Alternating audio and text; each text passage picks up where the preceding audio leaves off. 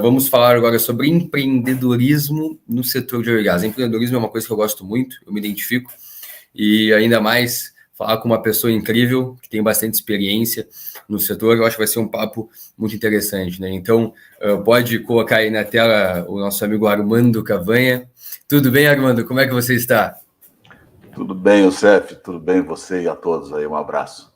Um abraço, vamos lá. Estamos te ouvindo bem, estamos te vendo também. Então, vamos falar um pouco sobre esse tema que é interessante, chama de atenção e é um pouco complicado, na minha opinião, de entrar no setor de óleo e gás com ele, né? Porque a gente sabe que empreendedorismo no mundo normal, compra uma camiseta, desenha ela, vende, né? Eu já estou empreendendo. Como é empreender no setor de óleo e gás é complicado, né? Opa, desculpa, acho que deu uma travada, mas voltou. Voltou? Sim, se me escuta bem, me vem bem, ótimo. Bom, eu acho que empreender, né, no sentido geral das atividades de negócio, né, não tem distinção do ponto de vista de análise, de ousadia, de risco, né, tudo isso faz parte do mesmo processo. Agora, óleo e gás tem algumas características importantes que são que a gente pode chamar atenção, né? E eu gostaria de passar 5 slides, é uma sequência de 5 slides, para trazer o modelo que eu gostaria de propor à discussão no início, pelo menos, depois a gente varia como você achar melhor. Então eu vou compartilhar a tela. Share screen aqui, né? Screen. E vamos ver se vocês conseguem enxergar minha tela. Vamos ver, o pessoal agora que está aí atrás vão dizer para nós. E aí, dele?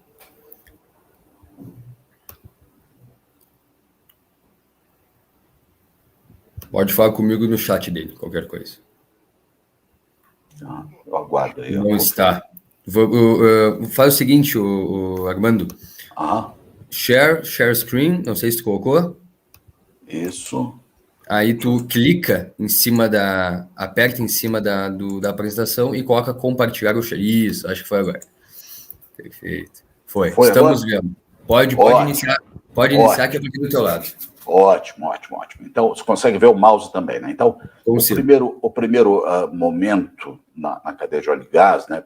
Estamos falando de upstream primeiro, né? É a exploração. Depois vem o desenvolvimento da produção, depois vem a operação da produção. Isso tanto para onshore como para offshore. É a mesma coisa. Claro que as características de trabalho são completamente distintas. A exploração é uma atividade de risco, né? Muito risco. É o risco geológico, é o risco ambiental, uma série de questões. Ela consome cerca de 5%, ou 7%, ou 8%, ou 4%, depende da região e da área, do volume de dinheiro do todo, se fosse olhar o todo, né? Mas ela é uma atividade de completo risco. Então, você pode gastar esse dinheiro, né, investir, que a gente chama, e não ter resposta nenhuma, principalmente nos blocos exploratórios, né, vamos chamar assim, que não há nenhuma descoberta, nenhuma evidência, nenhuma... Quando você... nessa fase, o que você tem? Né? Tem a geologia geofísica e tem a perfuração, né?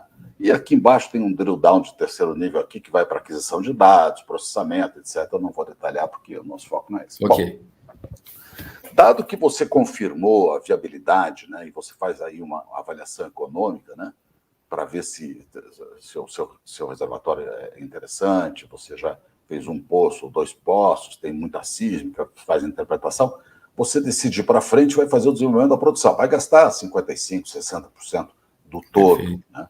Aí já não é mais risco, aí é tempo. Né?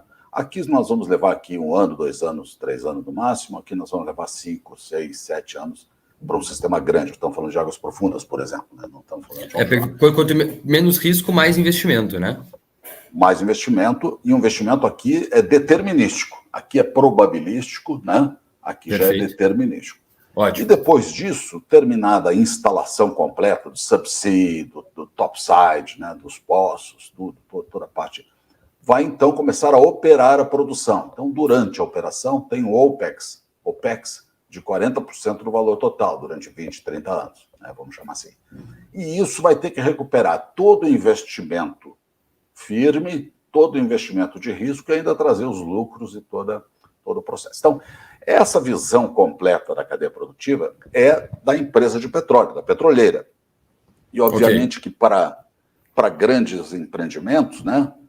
Para águas profundas ou mesmo offshore em geral, você tem investimentos pesados e normalmente são empresas pesadas. Quer dizer, empreender nesta região de trabalho significa estar pelo menos associado a alguém. É muito difícil fazer isso sozinho.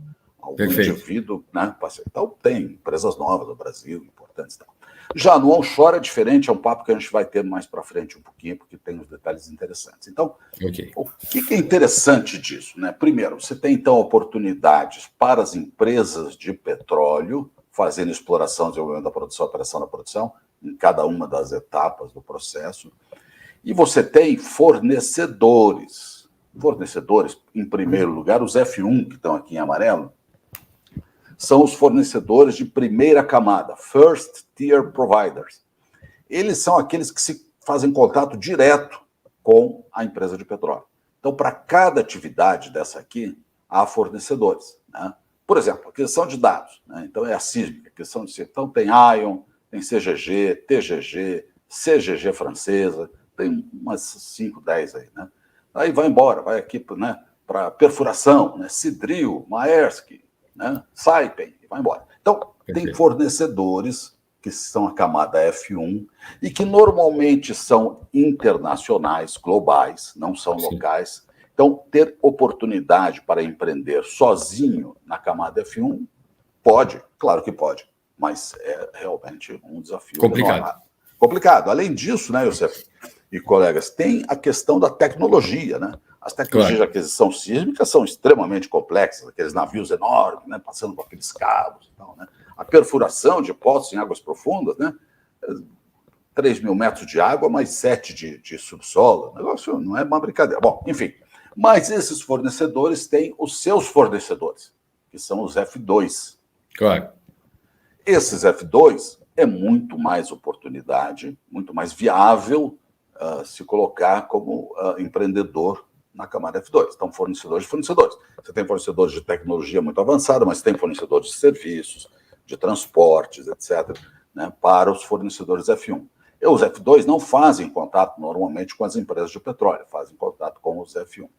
Perfeito. Além disso, você tem uma outra camada de atividades que a gente chama de cross, de transversais. Sim. São atividades que atravessam o processo todo, com diferenças, obviamente, de cada atividade, mas manutenção e inspeção. Tem na exploração, tem no desenvolvimento da produção e tem na operação da produção. Tecnologia da informação, a mesma coisa. Alimentação, tem que alimentar todo mundo, de todo mundo, né? Logística de pessoal, meio ambiente. Então, não são atividades de petróleo, são atividades de mercado normal, mas claro que se especializam de alguma forma no petróleo. Então, veja que aqui nós temos 3 grandes oportunidades. As oportunidades nas empresas de petróleo, trabalhar com petróleo, com exploração de gás e petróleo, né? Os F2, os F1 muito pouco, os F2 bastante, e as funções transversais. Perfeito. Então, quando a gente fala em empreender, nós vamos empreender em quê? Nós estamos falando só de óleo e gás, ou a gente está falando também nas funções de suporte, serviços, bens, né? Materiais, equipamentos, TI, etc. Então, isso é muito importante. Bom, só uma pergunta. Claro. O F2, nessa parte, F2 seria uma empresa de logística, pode ser? Não. Por exemplo, F2 seria um fabricante de uma bomba de um sistema de bombeio, né? Perfeito.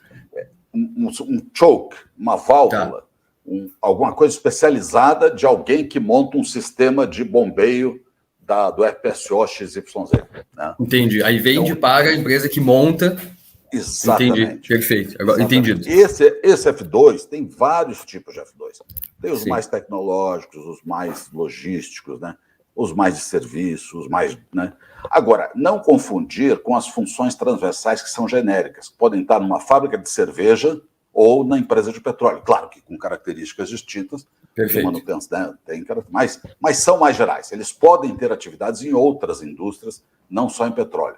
Essas aqui, quem faz uma bomba para um FPSO, normalmente só é difícil fazer para outro tipo de atividade, né? De Perfeito. Outro ramo, certo? Entendido. Bom, aqui downstream a gente não vai, mas é a mesma coisa, downstream, né? Tanto o midstream como o refino tem características muito próximas. Mas eu queria aqui fazer uma ilação, né? Quer dizer, pegando apenas o EPC Subsea, né? O Engineering Procurement Construction, do Subsea, e olhando o F2, quais são as companhias que a gente poderia ter nessa interseção? Veja que ele está pegando um slice, uma fatiazinha de um processo que é só uma partezinha. Exatamente. Estamos falando aqui do subsea, né? Dos equipamentos que ficam entre o subsolo e o nível do mar, né?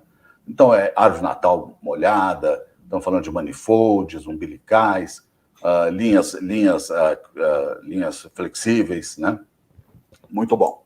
Vejam Perfeito. Só que interessante. Só o subsea, só aquela fatiazinha, nós temos flexíveis, árvore natal, manifold, umbilical, cabos, risers, né, instalações, ROV. E aí você tem companhias como Coflexip, Wellstream, NOV, FMC, Cameron, Aker, GE e assim vai. Né? Tem bastante. Mas... São os F1. São os F1. Perfeito. Esses são os F1. Os F1. Os F2 eu não plotei aqui porque eu nem conheço quem é que fabrica a bomba da Aker. Né? Então, essa é a tela que eu gostaria de compartilhar, porque é a visão de, antes de pensar em empreender, vamos entender o processo produtivo, quem são os atores do processo produtivo, olhar as oportunidades, os riscos, os tamanhos das coisas para poder empreender com segurança. Perfeito. E estudar profundamente cada oportunidade dessas interseções para saber competição, se são globais, se são locais, né? Enfim, fazer toda essa... Perfeito. Não, eu consegui entender muito bem que a ideia que o pessoal que tem que ter na hora de empreender não é pensar, porque quando eu penso em empreender no mundo aqui, no normal nosso, não preciso de muito dinheiro. No mercado de óleo e gás, eu penso que eu preciso de milhões e bilhões, né? Porque quando a gente estuda sobre isso, a gente só vê esses valores, né, muito grandes. Então, ao invés de a gente ficar pensando nisso, a gente tem que descer um pouco o degrau e pensar no F2, que é o fornecedor dos fornecedores, que fica bem mais em conta. E é possível em termos de tecnologia, em termos de, né, você pode fazer associações laterais, né, com fornecedores que fazem coisas semelhantes e fazer ajustes dos teus projetos. E também naquelas cross, aquelas são fantásticas, as oportunidades estão aí, porque muita gente já faz aquilo para outras indústrias. Então, você consegue até adaptar. Claro. Perfeito. Etc. Eu tive um papo ontem sobre tecnologia, o futuro da tecnologia no setor de óleo e gás. E lá eu já estava pensando porque eu gosto muito da área do empreendedorismo, eu estava pensando muito nesse papo aqui nosso, né? E eu vi, ele comentou sobre várias portas de empreendedorismo, de oportunidade que temos em questão de base de dados. Tu já trabalhou embarcado, Armando? Sim. Então, ele disse que a parte de base de dados, não só embarcado, né, mas trabalhando, é muito complicado. O pessoal não compartilha consigo mesmo as informações, os dados. Né? Tu vê que tem muita oportunidade, por exemplo, nas câmeras, como ele falou, tem muita oportunidade de empreender nesses nichos mais tecnológicos, mais para frente, algo, por exemplo, um robô que vai sinalizar alguma atividade diferente que não tem. Ele falou que tem uma sala que uma pessoa contratada vai ficar olhando 8 telas, né, sobre o que está acontecendo embaixo do mar. Deveria ter alguma tecnologia ali já, né? Veja só, por exemplo, no FPSO, né, no navio de produção, vamos chamar assim, você tem equipamentos estáticos, né? Então são as torres, são as caldeiras, equipamentos que não são os rotativos, não são as bombas, os compressores e tal. Esses equipamentos estáticos têm um problema importante de corrosão. Eles estão de exposição à corrosão. Eles estão expostos à maresia, à insolação, etc, etc. Então, ao invés de um inspetor sair correndo por todos os equipamentos o tempo todo, você vai usar câmeras, e isso está sendo feito. Né? Então, as câmeras vão olhar os equipamentos de vários ângulos, vão compor uma visão e acompanhar ao longo do tempo a evolução da corrosão da superfície. Né? A mudança de coloração, a mudança de textura, etc, etc, etc. Então, a tecnologia, nesse campo que você falou, ela é muito rica, ela está disponível e ela vai aumentar com certeza. Perfeito. Mas há mais tecnologia. Né? Por exemplo, as tecnologias envolvendo os lançamentos. Né? Estamos falando complexo. Vamos mudar um pouquinho para o onshore, para não parecer que a gente está... O onshore tem, obviamente, aqueles mesmos processos, só que muito mais simplificado, né? Você não tem um navio lá com 3 mil metros de água, você tem lá um sistema de produção, né, com bombeamento mecânico, né, um motorzinho, um cavalo de pau, é muito mais simples. Pequenininho. Pequenininho. Tem a oportunidade de investir nos equipamentos principais, já fica mais fácil o F1, claro, né? Obviamente com o F1 associado. Agora, nunca entrar numa coisa de peito aberto, né, em tecnologias que são... Porque essas tecnologias foram muitas décadas, né? Empresas de todos os lados, né, fabricando, então precisa sempre olhar os aspectos. Agora, para empreender no onshore, no gás e no petróleo, quer dizer, na atividade principal, sim, tem muita gente fazendo isso. Tem gente que começou com um poço só, né? Hoje já tem campos. Né? Tem a logística do fluido. Depois que produz, tem que levar. É por caminhão, é por duto. Perfeito. Então, né, você tem outras oportunidades. Né? Tem umas oportunidades, sim. Perfeito. Agora, me diz uma coisa. Eu sou um estudante ainda. Eu não estou formado, não trabalhei ainda no setor. Sou apaixonado por empreendedorismo e eu penso, quem sabe, né, empreender nessa área. Porque é uma coisa que eu acho interessante e eu tenho colegas que estão assistindo aqui também, meus colegas de capítulo, que também têm essa ambição. A pergunta que eu quero te fazer, assim, ó, uma pergunta e eu peço dicas, né, também. Para eu empreender no setor de óleo e gás, eu preciso estar dentro, pelo menos em alguns anos, para entender como funciona, né? Não tem como eu, antes de entrar, saber por cima e tentar empreender alguma coisa. É arriscado. O risco aumenta, né, José? Quer dizer, o que acontece? Se você, em qualquer área, né? Até na medicina, né? Você conhece pouco, os riscos são muito altos. Né? Fazer uma cirurgia conhecendo pouco, então, por que você, quando vai fazer uma cirurgia, você quer um camarada que já fez 100 daquelas cirurgias? Ele já repetiu, já viu os erros, os problemas. Então, é a mesma coisa na área de óleo e gás, né? Falando em onshore, né, que o empreendimento seria mais adequado para iniciantes, vamos chamar assim. Sim. O que eu vou olhar? Vou olhar o Brasil como um todo, a área sedimentar brasileira, né, as bacias sedimentares, vou ver onde tem muita gente, onde não tem muita gente, onde tem gente iniciando, onde tem gente pequena. Eu vou analisar primeiro esse aspecto, né, o aspecto do tamanho relativo das coisas, das pessoas e dos campos.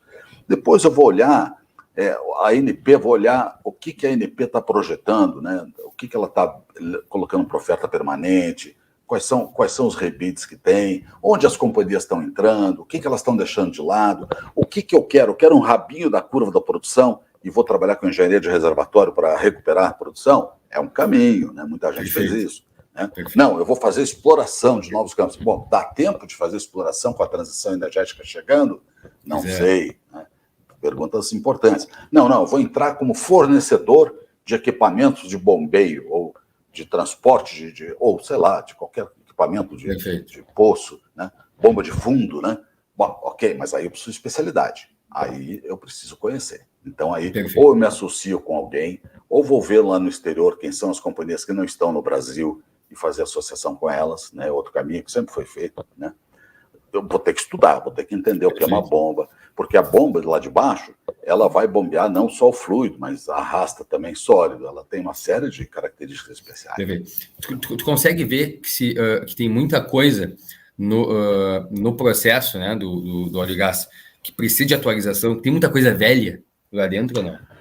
Tem muitas, vamos chamar assim, os equipamentos têm alguns desenhos que são antigos, né? Por exemplo, cavalinho de pau lá no onshore, para ficar mais fácil, né? São equipamentos, mas são robustos, né? Porque o óleo e gás ele é uma atividade também bastante robusta, de bastante tempo, robusta. Então, não significa que tem um desenho antigo que seja ruim. Não, foram aperfeiçoados os sistemas, os motores, os controles. Antes não tinha tanto controle, sensor, né, comando de parar e tal. Essa parte da tecnologia dos IoTs, né, da tecnologia de sensores e controles, né, ela é muito bem-vinda, né, nessas áreas especialmente offshore. No offshore, então, muito, mas aí é feito por companhias, por exemplo, nos poços, né? O que você tem? Schlumberger, Halliburton e Baker. Obviamente que eu não vou competir com essas três, né? Mas eu posso ser fornecedor deles. Como é que eles fazem a manutenção dos equipamentos? Eles trazem para a terra, desmontam, fazem limpeza? Como é que eles fazem isso? Onde eu busco essas informações?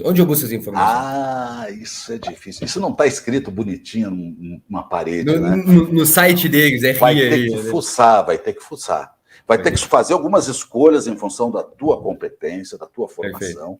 Feitas essas escolhas, vou cruzar com essas companhias todas, vou olhar o que cada uma faz, digo, opa, essa aqui faz coisas que me interessam por isso, por isso. E aí eu vou pegar isso e fazer um drill down, vou, né, mergulhar a fundo e ver quais são as oportunidades. Porque certamente você vai encontrar uma oportunidade e pode começar com uma coisa e terminar com outra, né? Não significa que você vai começar fazendo IoT e conexões e controles. Você pode começar limpando, né, o tubo que veio de lá. Vou começar limpando mesmo, né? Limpando com equipamento especial, fazendo parte de um processo que eles precisam. Depois eles vão dizer, vem cá, você também não quer fazer isso? Não quer fazer aquilo? Então, tem que ter uma certa modéstia, né, para começar fazendo alguma coisa simples. Perfeito, não, ótimo. Eu achei que eu poderia encontrar de algum lugar, mas se não encontrei, isso é um ponto, né? Eu tenho algumas perguntas, mas, pessoal, podem enviar perguntas. Eu sei que eu estou tirando várias dúvidas aqui, mas alguma hora minhas dúvidas vão acabar, então podem enviar algumas perguntinhas para o Armando, que não é sempre que temos uma pessoa do nosso lado. Armando, agora, eu não sei se tu está muito por dentro desse mercado de transição energética, né? E falando agora também sobre o empreendedorismo, quando uma coisa é muito nova, né?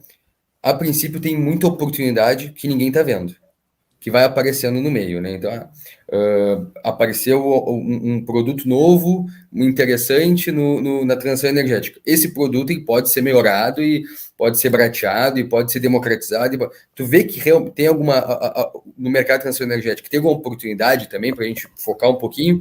E o que tu acha? O que tu acha? A gente foca nesse mercado ou continua no óleo e gás ali sem, sabe? Sem a transição energética, no caso? Nos dois. Foca nos dois. Eu diria o seguinte, a transição energética, o que ela tem? A eólica, ela tem pás, né? Ela tem torres.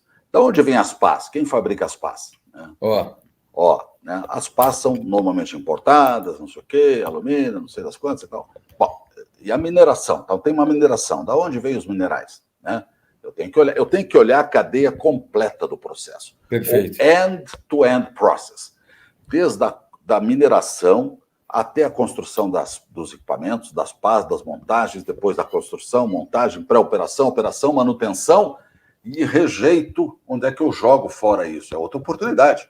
Ótimo, quando a pá quebra... Tudo tem oportunidade, né? Pois é, quando a pá quebra, ela vai onde? Quem é que está cuidando disso? Opa, tem uma chance de eu cuidar de pás quebradas, né? Vamos chamar assim.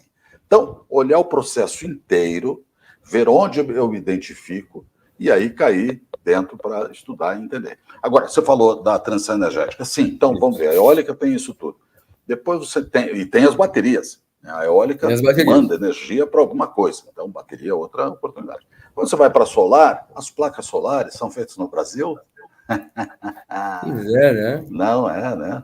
Então, mini placas solares, fazer uma associação com alguém lá da China ou da Ásia, ou não sei de onde, que faz placas e fazer aqui montagem, começar montando, depois fazer pré-fabricação e montar aqui, enfim, placas solares, né? Também aí as baterias, também o rejeito das placas quando elas estragam, o que eu faço com elas? Então, o debris... Todo um processo, analisar todo o processo da placa, processo entrada e tudo mais. Isso.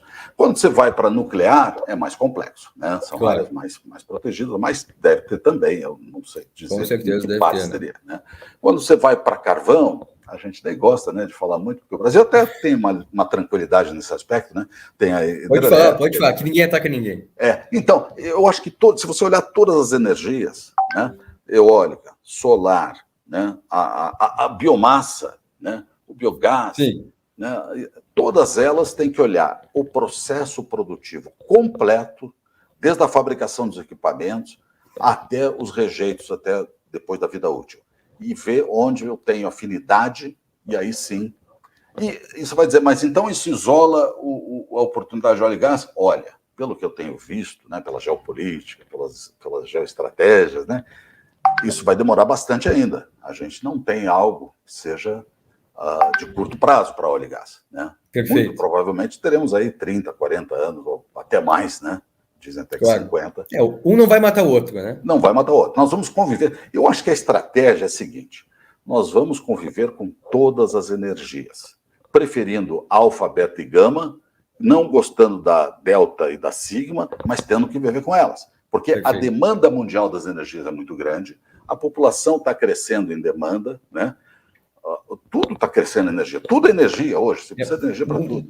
Uma questão que a gente ouviu ontem, e hoje também ouvimos um pouquinho, é que deixamos a princípio, né, o carvão de lado e começamos com o petróleo, mas se tu for ver, a produção de carvão também aumentou junto com aumentou essa ideia. Então, olha, Polônia é super dependente do carvão, a Alemanha é super dependente do carvão, a França é dependente da a China. A China muito. Produtora? A França é energia nuclear, muito, né? Claro. Agora, o gás natural está em toda a Europa, a demanda e a dependência. Então, tem que fazer escolhas, tem que fazer apostas, né, eu diria. Né? Escolhas e apostas, né? Apostas, claro. O que vai viver? Eu acho que o gás natural vai viver durante muito tempo, ele é uma energia muito interessante, né? Outras, quando falam em hidrogênio, é mais complexo o hidrogênio. Mais complexo, claro. Mais complexo. Tem oportunidades? Tenho. Mas não se sabe. Algumas dessas energias... Aliás, hidrogênio não é energia, né? Hidrogênio é uma bateria fluida, né? Porque ele não é sozinho energia, ele recebe, ele é transformado de uma energia primária como se fosse uma bateria.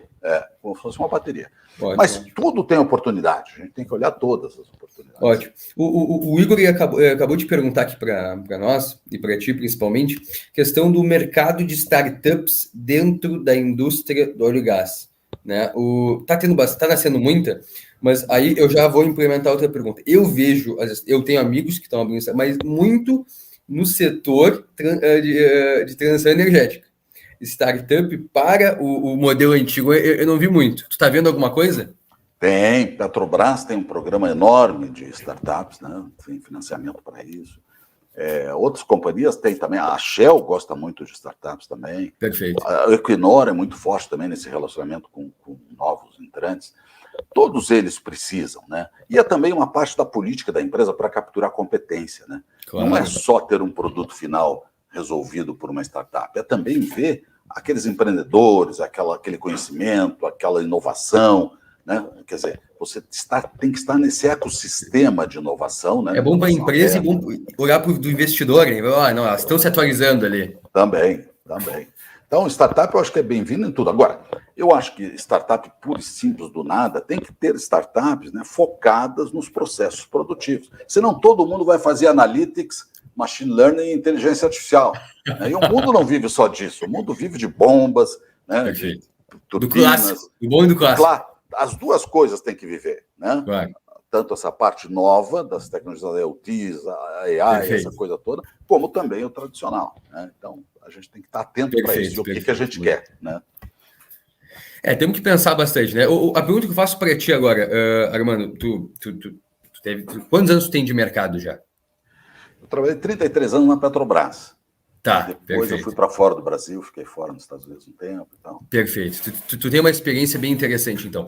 Tu conseguiu ver muita inovação, obviamente inovação tu viu, mas muita questão de jovens querendo empreender nessa área do óleo e gás. Tu tentou empreender alguma coisa ou não? Não. Eu fui para a universidade e fui para esse lado mais acadêmico e perfeito. Não fui empreendedor. O que eu vejo, né? O que eu vi, né? Sim, muitas empresas empreendedoras. As empresas empreendedoras em óleo e gás puro, o processo, foram mais para o onshore. Né? Tá. Se bem que a gente teve uma PetroRio, né? Uma PetroRecôncavo e outras 5 ou 10 aí que a gente pode falar, que foram para campos maiores. Né? A PetroRio agora está em águas rasas, né? E andando para mais fundo. Né? Então, verdade. O problema é começar pequeno, né, e olhar grande. Né? E eu acho que isso, por exemplo, a PetroRecôncavo, por exemplo, é outro grande exemplo. Tem uma empresa, eu acho que é Rio Grande do Norte, uma moça que começou com um poço, eu lembro disso.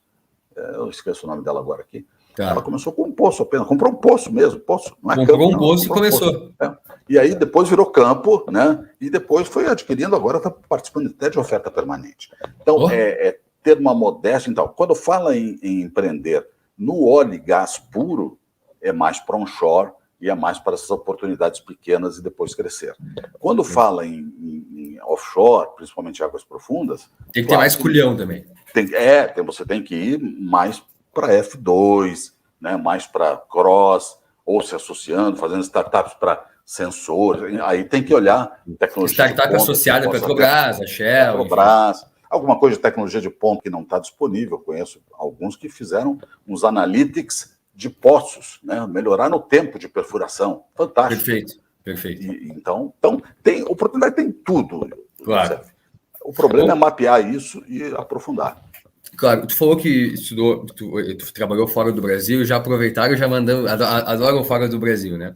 O Gustavo perguntou, porque a gente falou muito sobre empreendedorismo em geral e muito aqui no Brasil, né? Como é o empreendedorismo de óleo e gás lá fora? É a mesma coisa? O pessoal tem mais... Eles pensam mais fora da caixinha? Qual é a ideia? Porque a gente sabe que os Estados Unidos tem... O que os Estados Unidos fazem, a gente replica, né?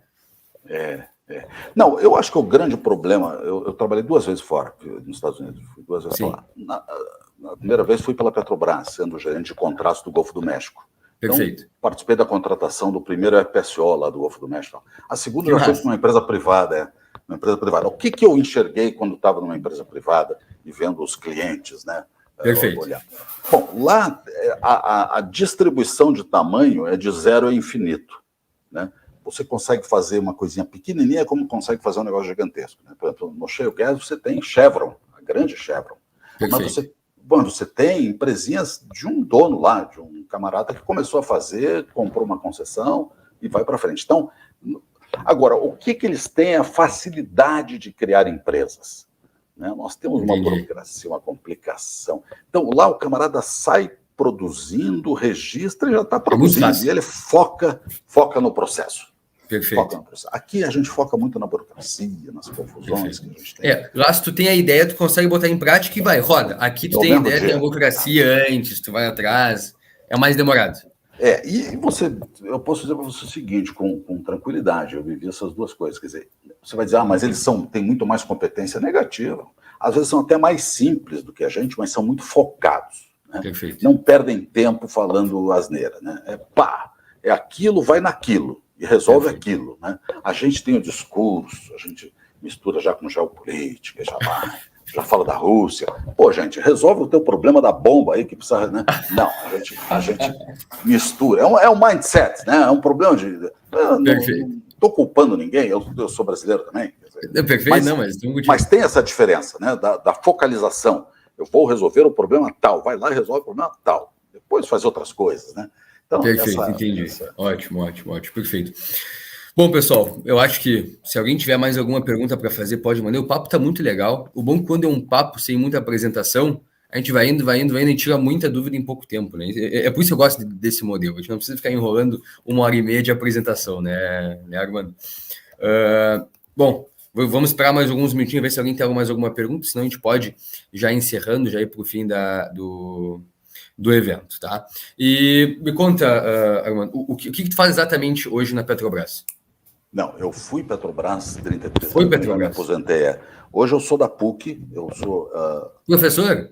Consultor acadêmico da PUC, professor, e na PUC do Rio, né? Perfeito. Então, estou já há 3 anos com essa grande oportunidade que eu gosto muito, né? E aí eu trabalho com alunos com projetos de inovação para a área de petróleo, né? Tu vê bastante isso, então. Vejo isso, já vi 3 anos aí os alunos se debatendo em achar oportunidades, em descobrir, chama-se um projeto Ignição da PUC com a Petrobras. É um projeto muito legal. Que legal. É exatamente o que você falou, né? Quer dizer, como é que modela, né? Como é que descobre uma oportunidade, como é que descreve essa oportunidade, depois como é que propõe inovação, né? E esse modelo tem que ser replicado. Eu acho que os estudantes brasileiros têm que olhar direitinho como é que é isso. Antes de mais nada, tem que conhecer o processo produtivo. Não adianta sair chutando, tem que conhecer aquele diagrama que eu coloquei, estudar aquilo, discutir, debater, entender, e aí sim fazer escolhas em cima daquilo, né? E aí aprofundar. Perfeito. Tu tem alguma, não sei se tu pode dar até algum exemplo de algum projeto que foi feito pela PUC, dos alunos? Tu tem algum exemplo para dar para nós? Principalmente a mim, que eu estou muito curioso. Tem vários.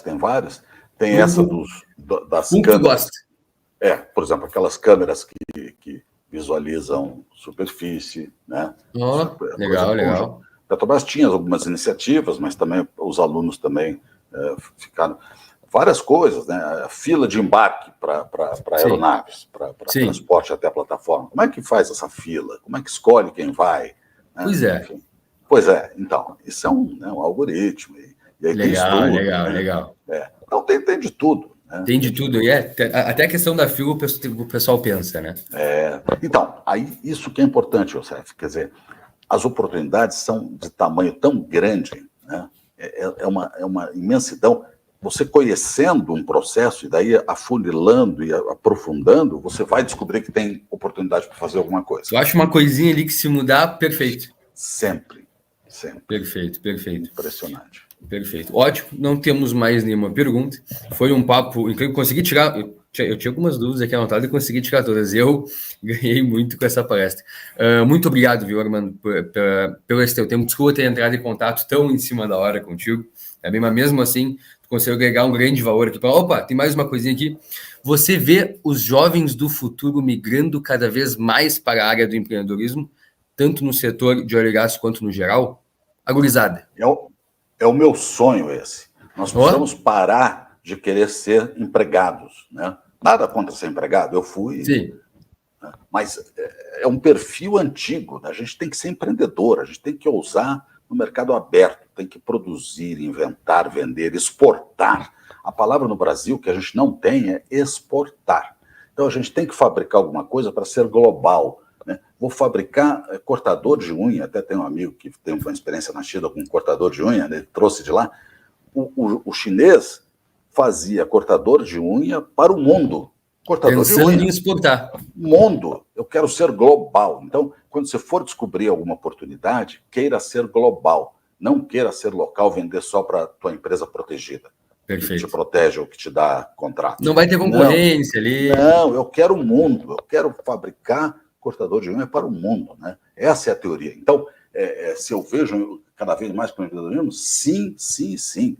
Claro, esse é o país do futuro. Isso que a China fez. Ela vendeu capinha de celular e hoje ela está fazendo foguete. Perfeito. Ela começou com capa de celular. Verdade. Também a gente tem que caminhar na capa do celular até o foguete também, né? Então, empreender em qualquer... Não interessa do que você vai fazer, faça, né? Agora, faça estudando. Né? Não faça na maluquice. Então, o que é estudando? É conhecer o processo de cada área. Então, eólica, vou conhecer o processo eólica completo, inteirinho. Depois vou pegar a fatia que me interessa e vou aprofundar. É gás natural? Então, vou entender como é a política do gás natural no mundo, qual é o poder calorífico, como é que ele é transportado, a criogenia, como é que funciona, que eu tenho que ir a menos 170 graus Fahrenheit e tal. Né? Perfeito. Então, eu tenho que entender tudo, quais são os equipamentos, o que é compressão, enfim. E aí, baixar a cabeça e estudar, né? Baixar a cabeça e estudar, perguntar, fuçar, né? Propor. Né? Então, sim, empreendedorismo, sim. Essa pergunta do Igor, isso. Perfeito, Igor, é isso mesmo, cara. Mete bronca. Agora, tem que ter empregos também empregados? Claro, também pode. As pessoas não são todas do mesmo tipo. Aquelas que gostam de ousar e tomar risco, têm aptidão para empreender. Né? Claro. Aquelas que não gostam, ok, vamos respeitar, é o estilo da pessoa. Tem o local delas também. Claro. Perfeito. Muito obrigado, professor. Agradeço mais uma vez a tua palestra, o nosso bate-papo, foi muito gratificante, tá? Vou te seguir no LinkedIn, se eu já não sigo, né? Tudo bem? Tá bom, muito obrigado aí, Youssef, o Gustavo e a todos aí que estiveram conosco. Muito obrigado a todos. Perfeito. Pessoal, agora queria agradecer a todos pela presença nesse segundo dia do nosso evento do Meeting. Tá? Agradecer realmente, foi ótimo, tivemos várias perguntas, tanto no primeiro dia quanto no segundo dia, em todas as palestras. Foi um evento bem gratificante para nós, sabemos que esse formato online cansou um pouquinho, por isso que nós mudamos isso e foi um formato mais interativo. Realmente, eu gostei bastante e percebi pelo feedback de ontem que vocês também gostaram bastante e começaram a entender mais a palestra. Eu, sinceramente, algumas vezes havia algumas apresentações e ficava boiando no meio. Com isso, espero que vocês tenham entendido um pouco mais, tá? Tenho alguns recados para dar, fiquem aí comigo. Deixa eu pegar aqui o recado. Primeiro, sobre a camiseta, vão no perfil da SPL que está aqui aparecendo, siga nosso perfil, entre, compre, adquira, tem todos os tamanhos, tá? Está saindo bastante, mas ainda tem todos os tamanhos, tá? E aquela surpresa que eu ia falar para vocês é que o processo seletivo da SPL vai abrir amanhã as inscrições. Denilson, tem alguma imagenzinha para mostrar para nós ou não tem?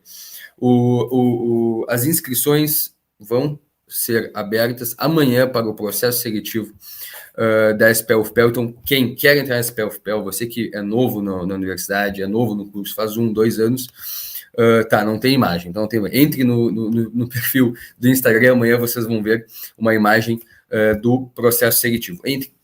A SPE é incrível, ela abre portas para ti dentro do óleo e gás. Então, eu estou aqui conversando com palestrantes e entrando em contato com palestrantes, a equipe também, justa por estar na SPE, que abre esse leque, tá? Então, não se esqueçam, amanhã, dia 18, vão abrir as inscrições para a SPE-UFPEL, tá bem? Queria agradecer a presença de todos, ok? Espero vocês nos próximos eventos, é isso, e até a próxima. Tchau, tchau.